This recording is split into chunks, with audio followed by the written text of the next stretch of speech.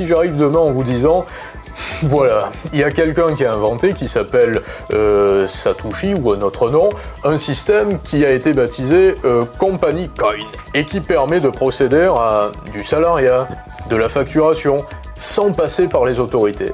Parce qu'il y avait trop d'impositions. Sur la monnaie, il y a trop d'impression monétaire. Et sur les contrats, vous faites un CIDD, vous salariez au SMIC, vous en avez pour une fortune, vous payez le double. Moi, je pense que j'ai envie d'embaucher mon jardinier, en pire tout pire, c'est-à-dire lui et moi, je lui dis tond la pelouse, et puis moi, je te donne de la valeur. C'est du travail au noir, ça, non ? Ça s'appelle du travail au noir. Voilà.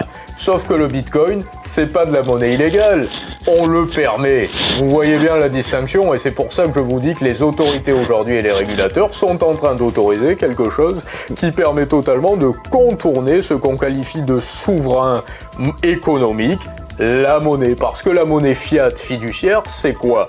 C'est une monnaie qui a cours légal. Yo, bienvenue dans Nikos Talk, l'émission où on démonte les mirages du business en ligne avec des mots simples. Un peu d'humour et un mot de japonais à la fin juste pour faire flipper les vendeurs de rêves. Aujourd'hui, on s'attaque à un monument, Tom Benoît. Costard, regard noir, magazine géopolitique, mais surtout des formations, des clubs d'investisseurs, des prédictions économiques de fin du monde. Et pas mal de polémiques. Alors, prophète ou pur produit marketing ? Let's go.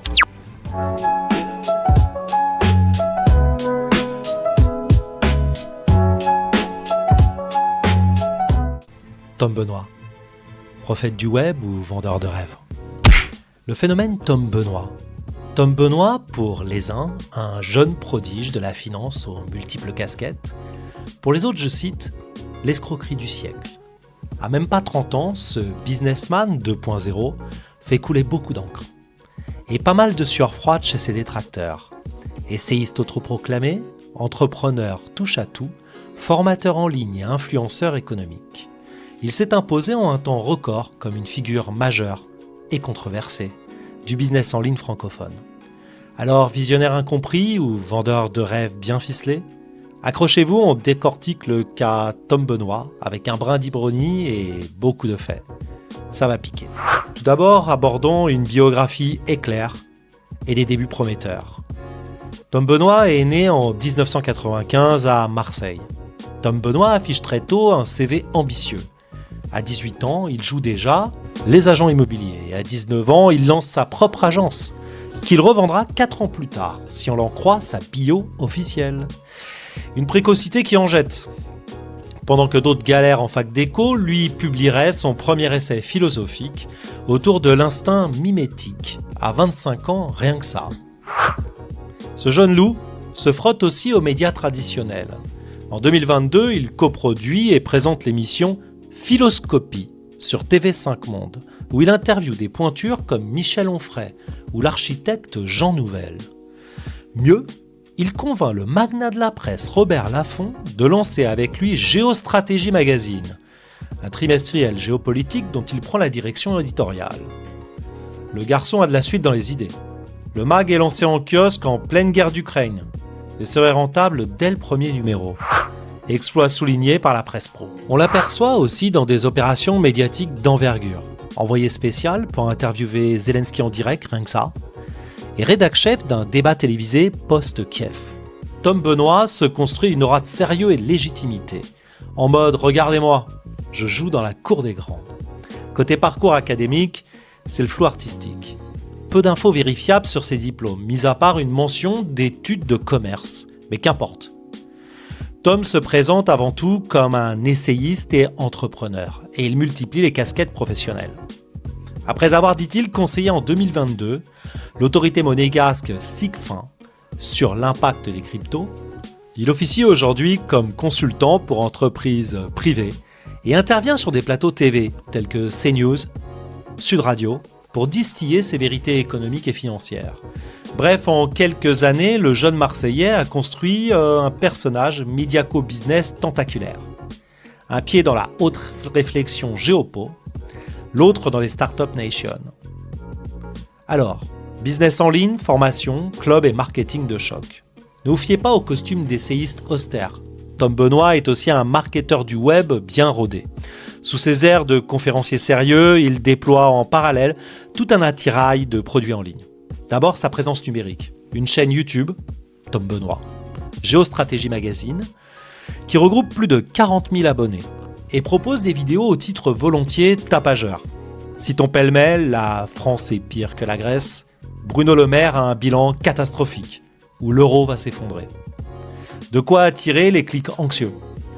Sur Twitter, X, où il rassemble plus de 60 000 followers, il se présente comme le détenteur des vérités économiques et n'hésite pas à teaser ses analyses choc pour appâter son public. Instagram et TikTok ne sont pas en reste, avec des réels et des phrases choc calibrées pour le buzz. Tom Benoît maîtrise l'art d'être partout à la fois, sur les réseaux, histoire de ratisser large. Mais le cœur de son business en ligne, ce sont ses formations et son club privé. En 2023, il cofonde l'Académie Placide, une plateforme de formation à l'investissement qui revendique déjà plus de 350 membres formés. Le concept : aider Monsieur Tout-le-Monde à faire fructifier son épargne et gagner en liberté. Tout un programme. Vendu à grand renfort de témoignages d'élèves et de storytelling entrepreneurial.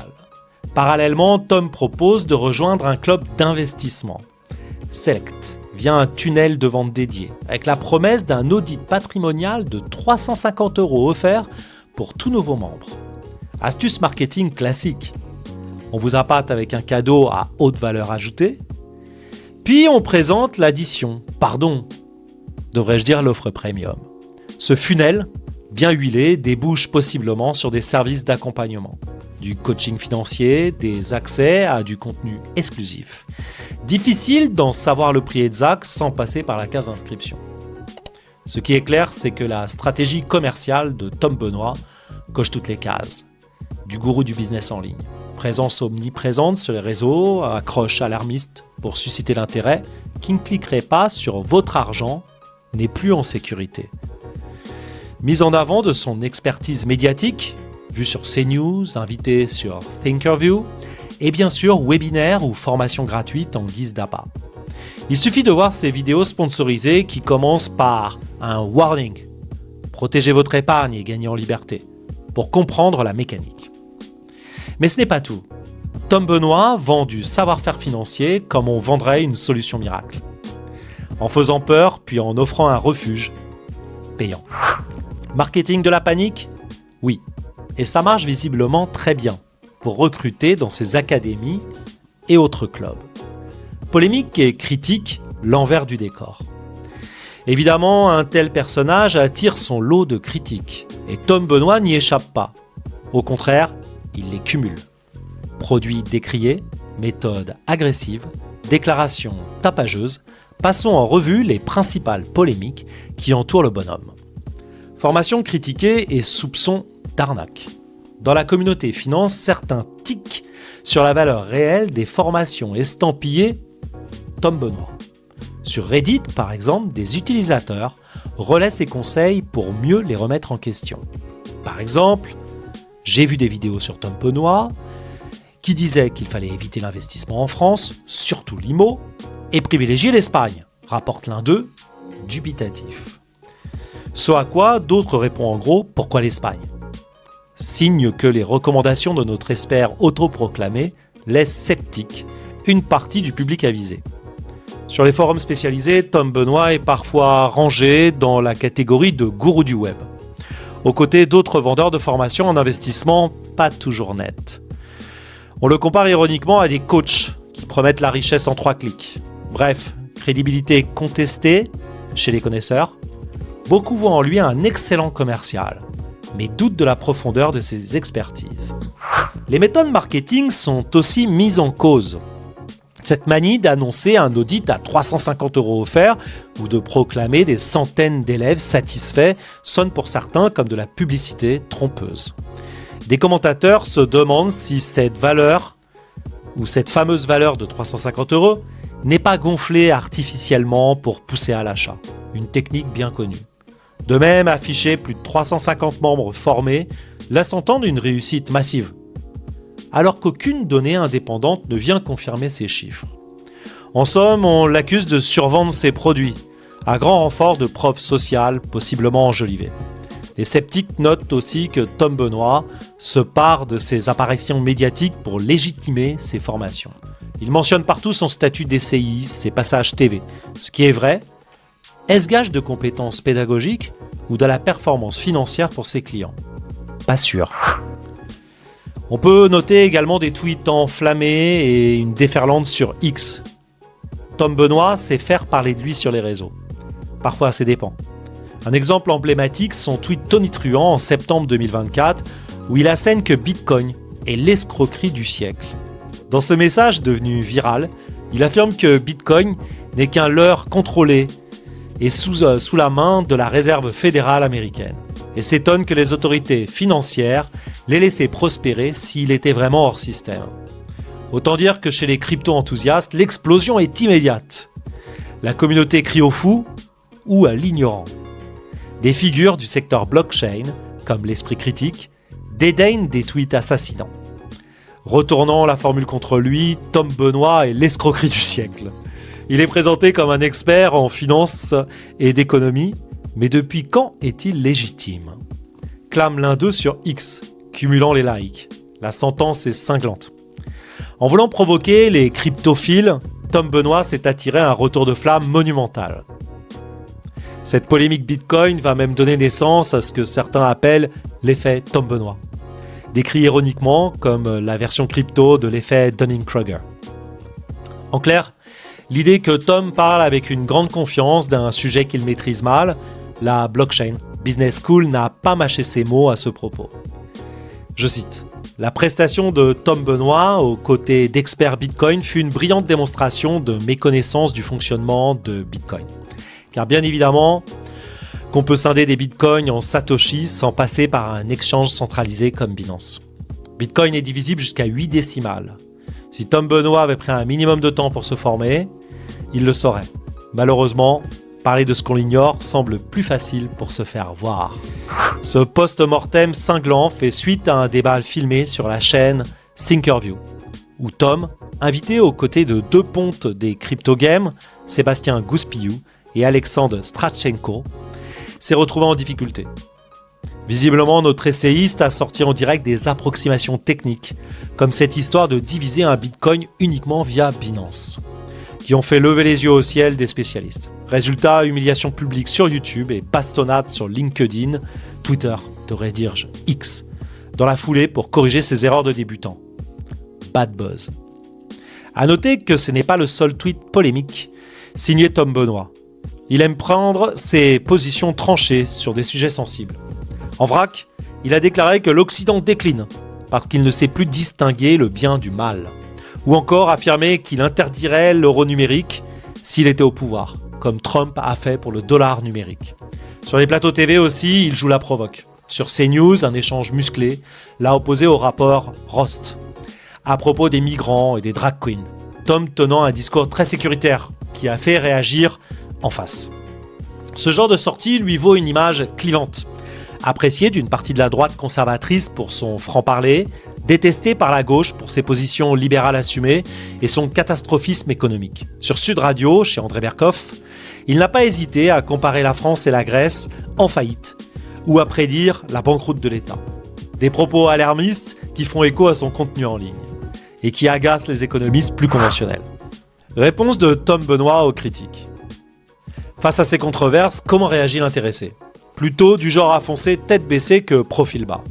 Sur la saga Bitcoin, par exemple, Tom Benoît a campé sur ses positions. Loin de faire amende honorable, apprend à voler de bois vert, il a redoublé d'explications dans des interviews et sur X. Dans un entretien accordé aux médias Putsch en avril 2024, il maintient sa théorie d'un Bitcoin instrumentalisé par la Fed et se compose en pragmatique incompris. Les maximalistes pensent que je n'ai rien compris au Bitcoin, au contraire, je suis de près son évolution. Ce flou qui règne ne suffit pas à en faire un système décentralisé, affirme-t-il. Il se félicite d'avoir conseillé d'en acheter au bon moment.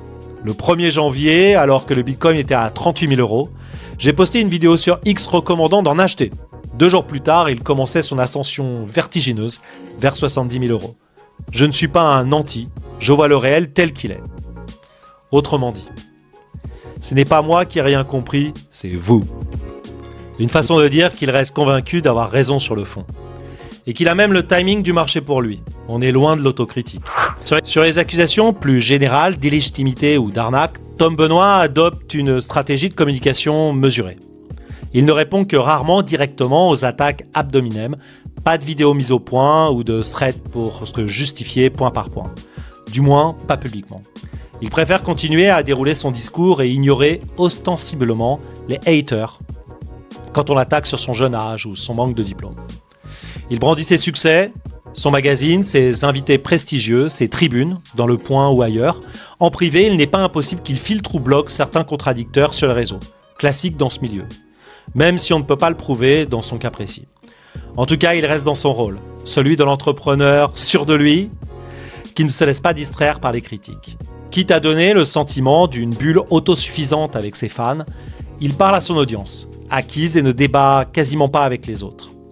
Il lui arrivait cependant de clarifier des malentendus factuels. Par exemple, après un reportage où la rumeur d'un échange tendu avec le Premier ministre ukrainien circulait, Tom Benoît a démenti en expliquant que tout s'était bien passé et que son interlocuteur s'était prêté au jeu. De même, suite au tollé sur Bitcoin, il a pris la peine d'expliquer sa pensée dans la presse, comme l'interview citée auparavant. Plutôt que de se lancer dans une guerre de tweets interminable, contrôle de dégâts discrets en somme, que peut-on dire en conclusion ? Entre admiration et méfiance, Tom Benoît, génie précoce ou beau parleur, la question reste ouverte. D'un côté, difficile de nier son ascension fulgurante. En quelques années, il a bâti un empire médiaco-digital, du magazine papier à la chaîne YouTube, en passant par des formations lucratives. Son discours alarmiste mais structuré trouve un écho chez un public en quête de clés face à l'incertitude économique. Et il sait se vendre comme personne, surfant sur la vague anti-système, tout en côtoyant les cercles d'influence traditionnels. De l'autre, une litanie de polémiques entoure le personnage. Ses méthodes de vente flirtent avec celles des gourous du web. Ses analyses sont contestées par des experts et sa légitimité même est remise en cause par nombre d'observateurs qui voient en lui un Dunning-Kruger ambulant plutôt qu'un oracle. Tom Benoît divise, adulé par ses fans, moqué ou dénoncé par ses détracteurs. En fin de compte, le Nikos Talk du jour sur Tom Benoît nous aura montré une chose. Le bonhomme est à l'image de son marketing, clivant et percutant. Il annonce la fin du système. Ses opposants annoncent peut-être le jour de la fin de son propre mythe. Prophète ou marchand de peur, Tom Benoît poursuit sa route en tout cas imperturbable. Et si l'on devait parier, on pourrait dire qu'il n'a pas fini de faire parler de lui. En bien ou en mal. Comme on dit, quand on parle de moi, en bien ou en mal, peu importe. L'essentiel, c'est qu'on parle de moi. Tom Benoît semble l'avoir très bien compris. C'était le Nikos Talk, la seule émission où on t'explique les scams avec style. Et comme toujours, on finit avec un petit mot japonais. Kyotsukero.